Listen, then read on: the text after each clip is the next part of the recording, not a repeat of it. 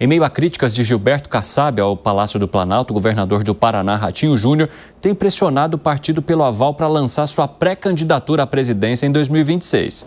Vamos entender esse movimento aqui com o Bruno Pinheiro? Vai ter apresentação de plano. O que vem pela frente aí, Bruno? Evandro, nesse olhar vai faltar a rampa em 2026. Tem muita gente querendo subir essa rampa do Palácio do Planalto, viu? Muita gente colocando à disposição ali os seus nomes e agora vem então a candidatura de Ratinho, que até no mês de maio, Ratinho Júnior, ele quer então lançar o seu plano de governo, o que ele quer fazer se caso conseguir viabilizar então essa candidatura e conseguir ser eleito então nessa disputa em 2026. Ratinho Júnior, que está então na sua reeleição, ele quer disputar com o apoio de Gilberto Kassab, dentro da sua legenda, sem ser necessário fazer nenhum tipo de movimentação, se ir para uma outra legenda para disputar então a eleição presidencial em 2026. Acontece que ontem, na quarta-feira, o governador ele acabou faltando num importante evento aqui na capital federal, evento do BNDES, e isso já começa a ser visto como uma movimentação contra o governo federal, tentando se ausentar, não ligar a imagem diretamente ao governo federal, e essas movimentações nas conversas de corredores, isso acabou animando durante esta crítica de Gilberto Kassab ao presidente Lula sobre a sua gestão, sobre essa redução na popularidade, algo que nunca aconteceu. Então ele acaba entendendo que é a hora certa de conseguir viabilizar essa candidatura. Eu conversei com alguns dos poucos nomes que estão hoje aqui no Congresso Nacional, Evandro. O que eu ouvi é o seguinte: eles acreditam, não acreditando nessa alfinetada de Gilberto Kassab ao presidente Lula. Eles acreditam que essa alfinetada veio justamente numa hora exata para essa reforma ministerial, que é mais uma cobrança, uma forma de acabar incomodando o governo para ganhar mais espaço, e não seria uma ruptura de Gilberto Kassab com o governo Lula, que está tudo certo, mas que essa cobrança veio e que dificilmente vai conseguir viabilizar que um nome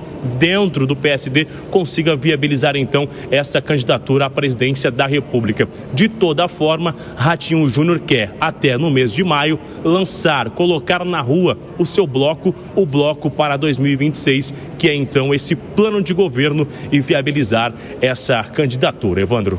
Agora, Bruno, tem bastidor aí do PL também que você quer contar pra gente? Vamos lá, rapidinho então. Agora há pouco veio esse resultado da Justiça Eleitoral aí de São Paulo, inclusive sobre a cassação da deputada Carla Zambelli. Esse julgamento estava suspenso, faltavam alguns votos, inclusive finalizou então essa cassação, ainda cabe recurso na verdade, mas ela estava numa outra disputa aqui também na Câmara dos Deputados, que haverá essa redistribuição tanto das comissões como a escolha de novos líderes, e a liderança da minoria ainda não foi escolhida. A Carla Zambelli se articulava para de fato conseguir ser a líder da minoria, ao mesmo tempo que ainda a atual presidente da Comissão de Constituição e Justiça, a Caroline de Tone, também se articula e conseguiu, diferente da Carla Zambelli, reunir assinaturas. A Zambelli foi somente na conversa olho no olho, e hoje a Carol de Tone é a que reúne o maior número de assinaturas para conseguir viabilizar então e se tornar líder da minoria. Conversei com um importante nome agora há pouco aqui no Congresso Nacional, e o que eu ouvi que acaba dificultando realmente essa articulação sobre agora a cassação que vem da Carla Zambelli aí de São Paulo. Então agora o que vai acontecer? Vão reavaliar justamente essas indicações, esses nomes, mas o que tudo indica, o nome de Caroline de Tone acaba sendo o nome mais viável para assumir a liderança da minoria aqui na Câmara dos Deputados. Evandro. Muito obrigado, Bruno. Bruno já contando também essa decisão do Tribunal Regional Eleitoral aqui de São Paulo, que cassa por 5-2 o mandato de Carla Zambelli. Cabe recurso, mas essa é a decisão local, que já pode indicar também um caminho para o julgamento do recurso. Como é que você avalia esse início de desfecho da história toda e a polêmica toda envolvendo Carla Zambelli, hein, Fábio Piperno? Fábio Piperno que tentou acessar a informação. Vou só contar esse bastidor aqui. Fofoqueiro. Eu vou ser um fofoqueiro, vou fazer um momento Candinha aqui. Fábio Piperno que tentou entrar na rede social de Carla Zambelli para acessar a informação e estava o quê? Bloqueado. Olha, era um briguento de internet.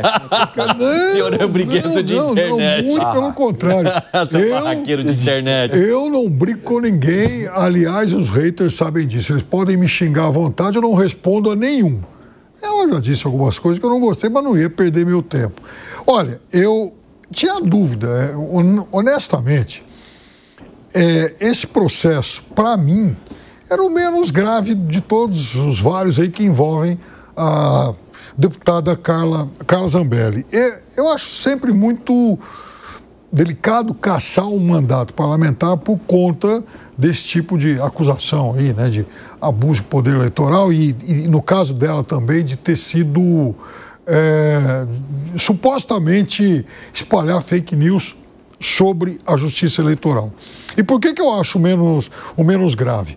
Porque, entre outros, para não perder o dia inteiro citando, porque eu tenho uma lista daquilo que a deputada fez em relação ao qual eu não concordo, mas, por exemplo, e já citei aqui, a deputada, entre a vitória do presidente Lula e a posse, no final de 2022, ela gravou um vídeo, esse vídeo eu tenho aqui guardado também, todo mundo estava nas redes sociais dela, hoje em dia eu já não sei, dizendo textualmente o seguinte: generais 4 estrelas, vocês não podem permitir isso, vocês têm que tomar uma atitude. Quer dizer, honestamente falando, dá para ser mais explícito em relação a uma intenção golpista do que isso? Então, essa manifestação eu acho até mais grave, mais séria do que o processo aqui que resultou na condenação. Fala, Gani. Olha só, né? Por mais que espalhar fake news em relação ao processo eleitoral não seja uma atitude nobre, muito pelo contrário, não é tipificado este crime. Então, eu não vejo motivo para se caçar o mandato dela. Eu vejo que o mandato, né, de um parlamentar é algo muito sério, é soberano, né? É o voto popular. Então, tem que ser algo muito grave para o parlamentar perder o seu mandato. Mas, infelizmente, recentemente, a gente percebe que alguns políticos, né, eleitos pelo voto têm perdido o seu mandato, o que abre brecha para um questionamento de perseguição, evidentemente, política. De que maneira você analisa, hein, seu Zé? Os aliados de Carla Zambelli dizem que há uma perseguição. Eu acabei de receber aqui uma mensagem do senador Jorge Seixas dizendo, olha, quem caça mandato parlamentar é o povo. E, na verdade, eu acredito que quem mata um político é a falta de votos, né? É realmente isso. O voto é um assunto muito importante. Eu desafio, se candidato tenha 10, 100 votos, para você ver como é que é difícil. Ou seja, esse tipo de procuração não é fácil. Ninguém acorda de manhã, veste um terno e fala assim, eu vou ali ser deputado. Não, não é assim não. Para ser deputado, para ser senador, é preciso escolher um partido, ter um discurso, fazer campanha. Eu me lembro da Carla Zambelli aqui, militante no Salão Verde, se acorrentou lá na Pilastra, não era nada, não era política, não era nada. E aí o povo acreditou na proposta dela e é isso. Eu acho estranho esse tipo de cassação e, por incrível que pareça, um país que tem uma justiça só para cuidar de eleições, né? A justiça eleitoral. Gente, 2 anos depois vem dar uma decisão dessa? Isso tinha que ser lá atrás, ainda durante a campanha eleitoral, pois não é a justiça eleitoral que age rapidamente, quer dizer, ela vai apelar, isso vai demorar, ela não vai perder o mandato imediatamente, e aí? Vai acabar o mandato e não vai ser julgado, quer dizer, tudo muito estranho. E para você, Segré? Me chama a atenção e é curioso, é a norma, o sistema funciona assim, mas que alguém que não foi votado por ninguém elimina o voto de quem foi votado por muita gente. E isso traz um risco muito alto, porque o voto do eleitor respeito ao seu candidato é uma escolha para que esse candidato, uma vez eleito, represente os interesses e as necessidades desse eleitor. Aí vem um juiz que tem poder, logicamente, para isso, e ele está tomando esse poder, elimina essa procuração, como muito bem mencionou Zé Maria, e disse: você que escolheu a fulano, não vale, o teu voto está desqualificado, porque agora essa pessoa, 2 anos depois, está inelegível ou penalizada. Agora vai para o Tribunal Superior Eleitoral, que pelo que a gente tem em função do histórico, pode acontecer o que aconteceu com Sérgio Moro, que foi revertida uma questão vinculada com o TRE, mas pode acontecer também o que aconteceu com Deltan Dallagnol, que 345 mil votos foram jogados no lixo. Tomara que aqui seja uma questão técnica e não uma questão política. O que chama atenção é que todos os que são investigados por disseminação do que quer que seja são da direita. Lembro do Janones falando um monte de asneiras e não aconteceu absolutamente nada. Inclusive, nem sequer com a rachadinha, né? Fala, Piperno. Não, tem uma coisa só. O Sérgio Moro, ele ganhou no TRE e ganhou no TSE. Mas quando foi no TRE foi por divisão, né? Não foi 5-2. Eu quero só retomar também o outro papo do Bruno sobre a possibilidade de Ratinho Júnior concorrer a presidente da República. A gente sabe que ele faz parte de uma boa safra de governadores da direita que poderiam tentar o pleito lá em 2026. Entram ele, o Tarcísio de Freitas aqui em São Paulo, Ronaldo Caiado em Goiás, a gente está falando também de Romeu Zema em Minas Gerais. E havia até a possibilidade de uma costura, de colocar Ratinho Júnior e Romeu Zema de vice. Chegaram a cogitar isso, só que o Romeu Zema disse que ele não costuma ser, não assumir um cargo que se não for protagonista, se for só para aparecer como um poste ali, o que ele considera provavelmente, então, a vaga de vice-presidente da República. Mas eu quero entender de vocês como vocês avaliam essa possibilidade, inclusive um possível apoio do PSD ao nome de Ratinho Júnior. Pode ser um nome forte para 2026, Gustavo Segré? Não me parece curioso que, depois de uma fala muito rude do Kassab ontem em relação às possibilidades do PT de ganhar uma eleição e da ruindade na gestão do Haddad à frente da Fazenda, que agora aparece imediatamente a possibilidade de Ratinho Júnior ser candidato. Devemos lembrar que o Zema também se colocou à disposição para ser vice-presidente se for. Lógico, ele vai escolher, se escolhido for, por algum candidato a vice-presidente para não queimar o seu nome.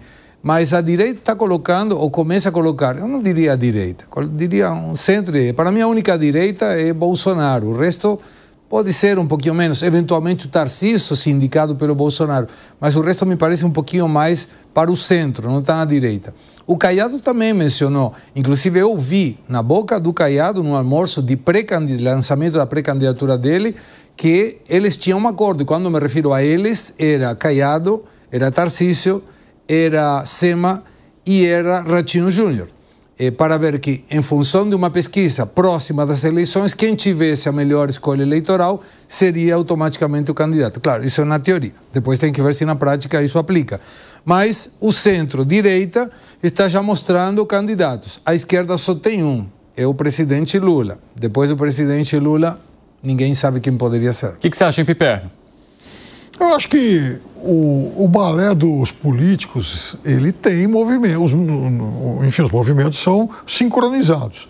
Então, veja, há uma disputa por vagas na reforma eleitoral. Inclusive, 2 ministros filiados ao PSD recebem são alvos aí de um intenso tiroteio por parte de um outro pedaço desse mesmo ministério e também do partido do presidente Lula. Os ministros Fávaro, de quem já se falou em substituição, e Alexandre Silveira. Só que, para azar desses opositores internos, o presidente Lula gosta dos 2. E eles fazem um bom trabalho até aqui. Então, veja, tem isso. Aí tem a entrevista do Kassab. E, de repente, esse lançamento da pré-candidatura do governador Ratinho Júnior. Ora, eles não são 3 movimentos que devam ser vistos isoladamente. Eles fazem parte de uma mesma coreografia. É o Kassab, o exímio jogador, vendendo mais cara aí a dificuldade para oferecer a facilidade. É também o governador aproveitando, né, esse espaço e esse momento aí de turbulência para falar, olha, qualquer coisa estamos aí, eu aceito essa missão. E, obviamente, o governo, enfim, o presidente Lula, aguardando para ver o que vai sair disso, porque esse movimento também expõe uma outra coisa, um outro aspecto importante. Fica cada vez mais claro que, embora o presidente Bolsonaro se sinta como uma espécie de digamos, um franqueador da direita, e esses candidatos, esses nomes, Zema, Caiado, seriam simples franquias que dependem dele, na verdade, esses políticos de direita, eles têm independência. O Ratinho Júnior, se tiver o apoio do Kassab, ele vai. Ele vai para a briga, sim, querendo ou não o presidente Bolsonaro. O presidente Bolsonaro, ele não é o monopólio da direita. Agora, a questão é saber até que ponto o líder Kassab vai, de fato, querer confronto ou está só blefando para ver como é que fica.